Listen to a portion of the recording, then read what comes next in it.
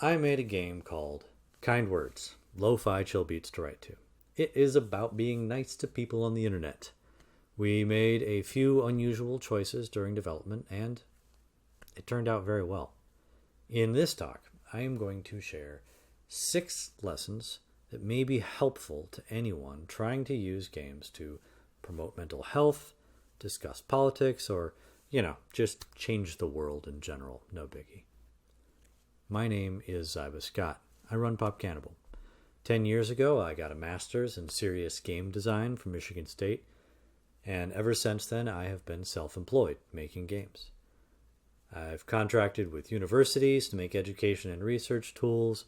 I've contracted with small businesses who subcontracted me to giant businesses to make advert games. And I've published many of my own games. I've spent 10 years blurring the lines between serious games and pure entertainment. And that brings us up to about a year ago and Kind Words.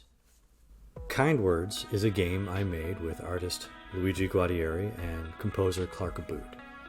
It's a game about writing letters. It's all real people, online, anonymous. You write what you're worried about, what's bothering you, what's stressing you out, or scaring you. And then you read everybody else's concerns and write them letters of comfort, empathy, advice, or just acknowledgement.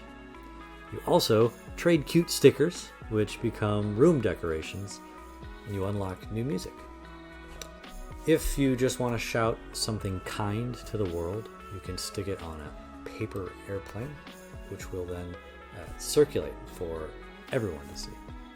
Players use Kind Words as an opportunity to reflect on the difficulties in their own lives and to bring themselves some comfort by giving words to their thoughts, making them public in a safe forum, and then receiving sympathetic responses.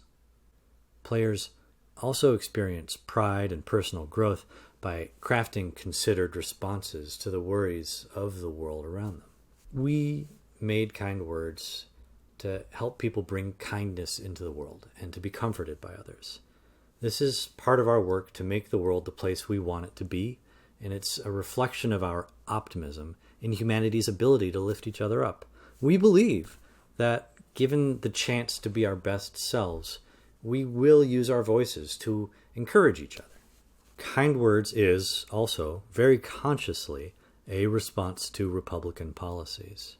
I have not been shy about this in interviews, and it has gotten me questions like this. You say that Kind Words is political and was created in response to the Trump administration. Why can't we create something simply for the sake of kindness without placing it in a political context? I could have tried. Likely, I would have made so many weird twists and turns trying to avoid a political statement that it would have been a political statement in itself. As moderators of Kind Words, we have a vision of kindness that has these clear limits that must be enforced. We don't respect voices and actions that support white supremacy, misogyny, homophobia, transphobia, and basically anybody telling somebody else that they're going to go to hell. At a root level, politics is group decision-making, and Kind Words confronts you with 2 very important decisions. How do we react to each other's pain, and how do we handle our own? 10 years ago, I might not have considered that political, but now I know America separates families and locks children in cages. I know America unjustly imprisons and kills its own black citizens, and I know our Republican leadership dismisses this pain, and our president mocks it. The kindness that we afford each other is very much a political issue. We are not neutral on this topic. We have an agenda we are lobbying for in Kind Words. When we recognize and respect each other's pain, we make all of us stronger. Well, that's a lot of ambition to hang on a $5 indie game, and honestly, we didn't think much would come of it. This was an art piece, a statement written in our favorite medium, games, and we expected people to write a few thousand letters tops, maybe get a nice write-up on a blog or two, and then it would just fade out. We severely miscalculated in the best of ways. It has been a wild ride, and here's some highlights from the past year. The critical reaction has been so good that I'm almost too embarrassed to share this. Almost. But an even more meaningful metric is in the use.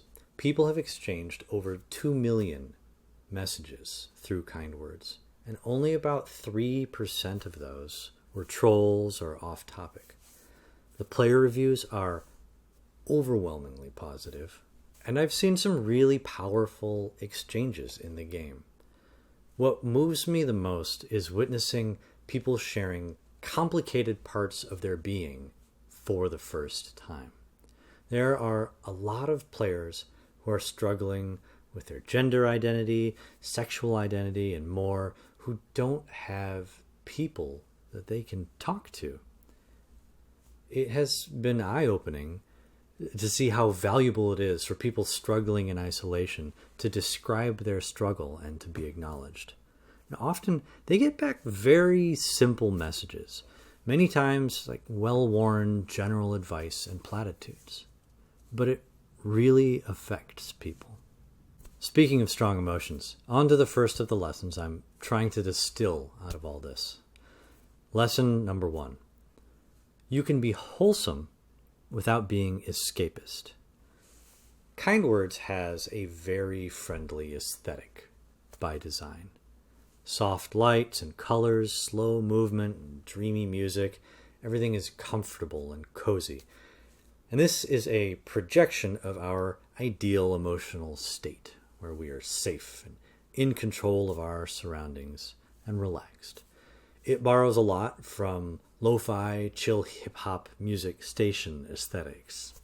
And to an extent, we wanted to position the game among the great cozy games like Animal Crossing and Stardew Valley. Our look, messaging, music combined with our focus on kindness means that players very much consider Kind Words a wholesome game. And I'm not brushing all that off. I'm quite flattered. It's what we wanted. But where games like Animal Crossing and Kind Words diverge sharply is that Animal Crossing is escapism. It's an alternate existence where you mostly bring the parts of your life that have come to frolic and decorate and collect. Kind Words is not escapism.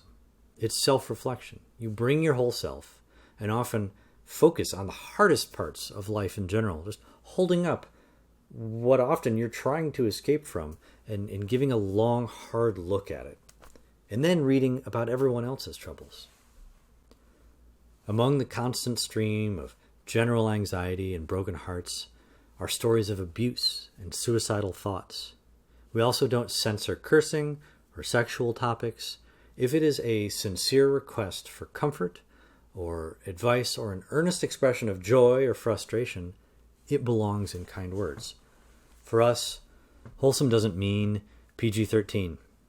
It's about an intent to do good for ourselves and others, even while wrestling with the full complexities of our messy lives. And if that sounds like an exhausting nightmare, well, yes, it really can be. A portion of our negative reviews are about how paralyzing it can be to confront all of these emotions. Some players see the stream of requests as an impossible responsibility to help everyone. Now, we try to tell people that acknowledging each other is enough to be beneficial, but I certainly understand how hard it can be to take it all in. One reviewer glibly compared us to the infamously difficult Dark Souls games, but with emotions and cute stickers. The lesson I'm trying to drive home here is to think twice about over-sanitizing your games to reach some Disney-ified ideal. The games that you design, fund, publish, or utilize can include complex emotional themes without clashing with even the cutest of aesthetics. Lesson number 2. Quantifiable rewards can be a distraction. How do you gamify something?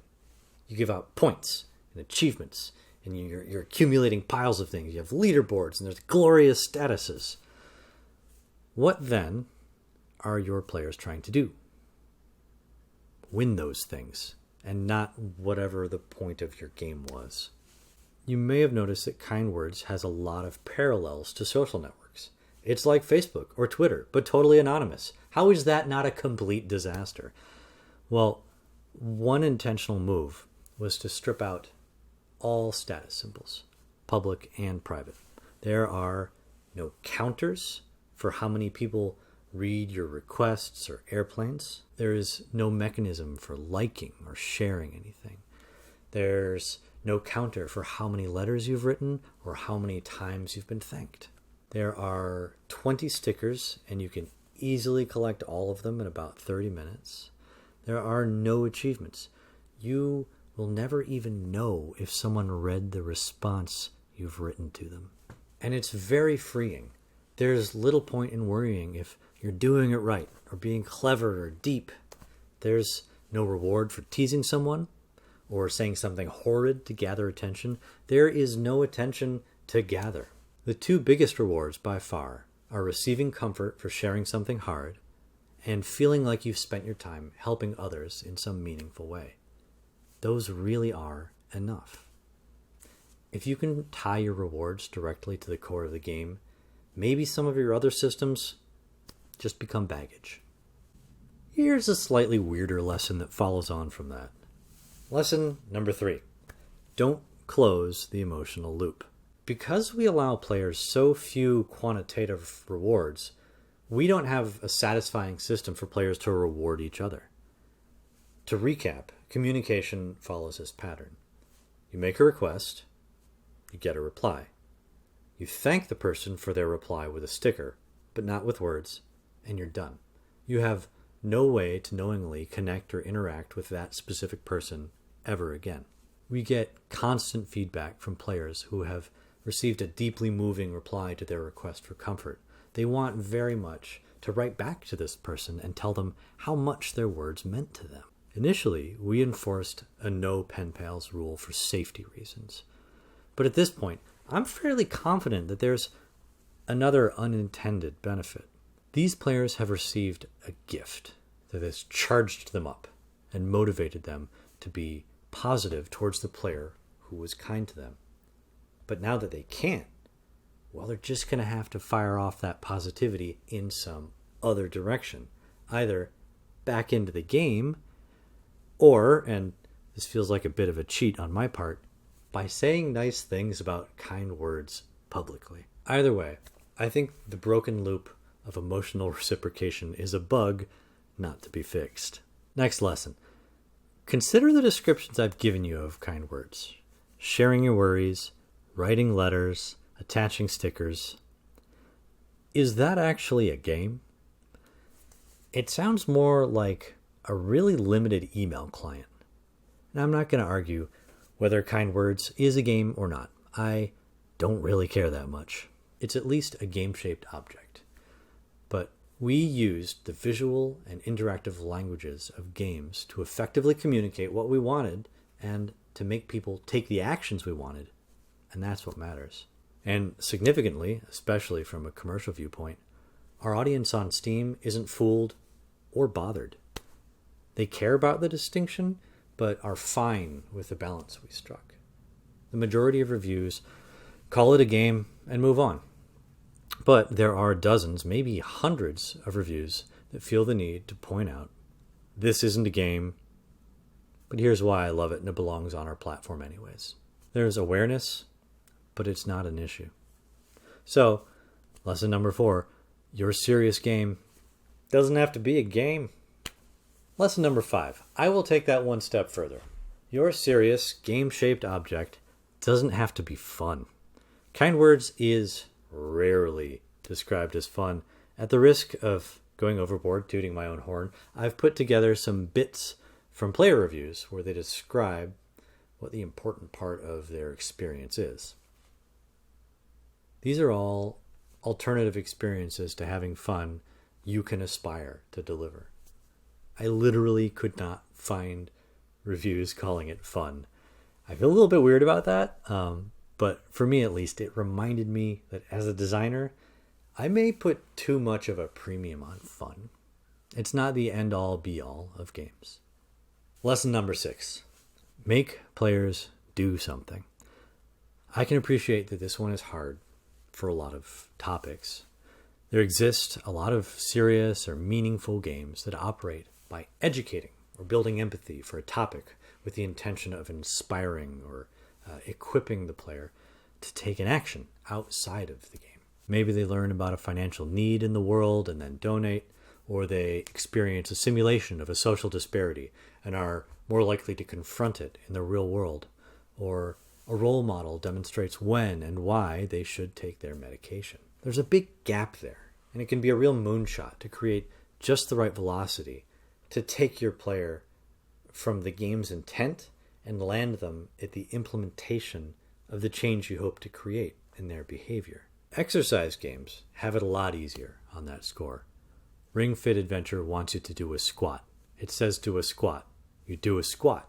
Like, maybe I missed it, but I would love to play an exercise game that just talked about exercise so eloquently that after an hour of playing exercise simulations, I was inspired to go out and do a squat. And maybe I'm being snarky, and FIFA and Madden achieve this every day. But my point is, when you can, skip convincing the player to do something and just make them do it. We made kind words because we wanted people to be nicer to each other. When you play, you're not being tested on the subject or simulating or practicing a behavior. If you write a nice letter to someone, you've actually been nice to someone. In summary, your game doesn't have to be a game. It doesn't have to be fun. It doesn't require quantifiable rewards. Being mature and letting dirty words in doesn't mean it can't be wholesome. If it can compel players to do something, then you've made a change in the world. If you can make them appreciate that they did it, it might catch on. Thanks.